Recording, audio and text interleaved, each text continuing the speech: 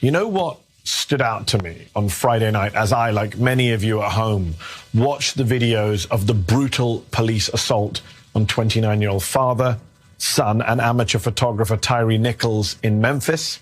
Tyre Nichols, who died in hospital 3 days later on January the 10th. The moment where he called out to his mother, screamed her name again and again as they beat him. But I, for one, am fed up with having to play videos of black men being beaten by police, being assaulted on tape, to prove their humanity to the rest of us, to prove that what so many of them have to go through almost every day in this country at traffic stops is a racist, violent outrage. Yeah, Mehdi is absolutely right. I'm just getting stirred up. You know, it really takes a certain level of pain for a grown man to call out for his mama. Yeah, a certain level of pain that is not recognized in this country when it comes to black people and particularly black men. And columnist Karen Atta of the Washington Post and Charles M. Blow of the New York Times addressed this directly. In an op-ed titled "Tyre Nichols' Death is America's Shame," Charles states the following: "The spectacle of a televised countdown to the showing of the video in which Tyre Nichols was savagely beaten by Memphis police officers doesn't just theorize black death. It is a damning indictment of American perversion." Good God Almighty. He goes on. "It was horrific as promised, but unfortunately not singularly so. It was instead yet another data point in a long line of videos showing the torturing of black bodies by the police. It was more snuff porn with black victims in a country becoming desensitized to the violence because of its sheer volume." And then Charles breaks it down even further. "America and the world had the realization that police violence was a problem, and then it simply walked away before the work was done and the war was won." Mayor, I'm telling you, I got tears welling up in my eyes right now. Charles Blow laid it out, Mehdi laid it out, so many other people. I mean, we could do this for a whole week, just talk about nothing but this, but that hit hard. Yeah, listen. My only pushback with Brother Blow's comment is that the world is becoming desensitized.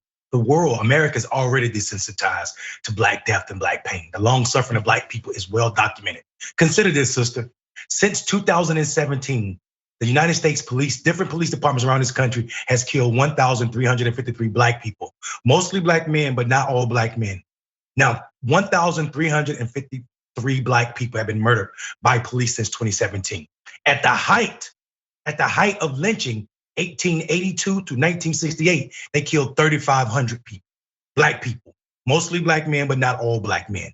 So that means at the height of lynching, America was averaging about 42, 41 black people being lynched a year. Right now, we are averaging 270 black people being killed by cops a year.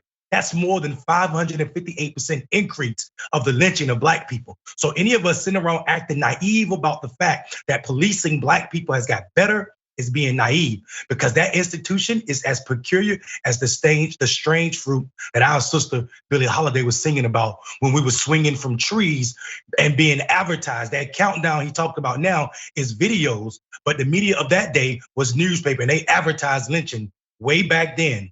And they took pictures and body parts of black people.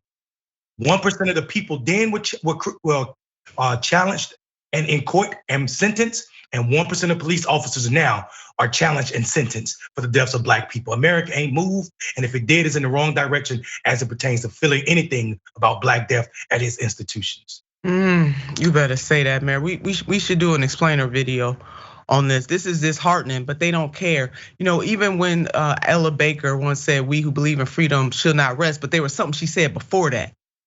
She said, when the killing of white women's sons become just as important as the killing of black women's sons, then we're gonna see some action. The reason why we don't see action, because it is black bodies, both men and both women. I mean, it is just absolutely gut wrenching what is happening in this country. And then in Karen's op-ed, the endless video loop of Black death is doing more harm than good. She addresses that lack of action following these deaths.